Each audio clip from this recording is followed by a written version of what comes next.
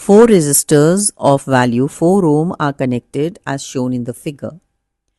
The equivalent resistance between the point A and B is, and the four options are given.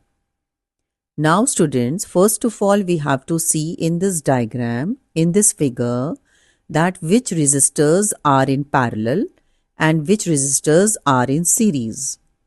Now if you see children in the diagram, when the current is moving, it gets divided over here like this. But I also observe that when the current is moving, it goes over here, then over here and then over here. That means the current is same for all these three resistors.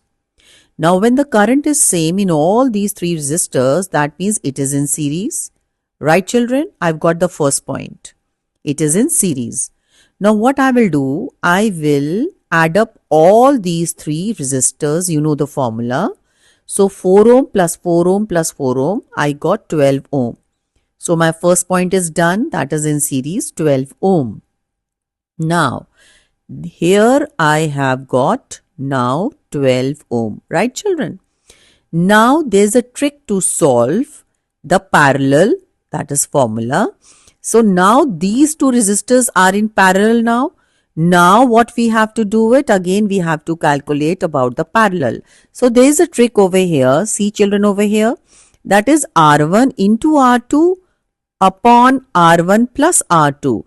So R1 into R2 will be, that is 12 into 4. So this is 48, and R1 plus R2, that is 12 plus 4, 16. So after this I got this 48 upon 16. When I solve this, I got 3 ohm. So what is the correct option for this question? That is A, 3 ohm.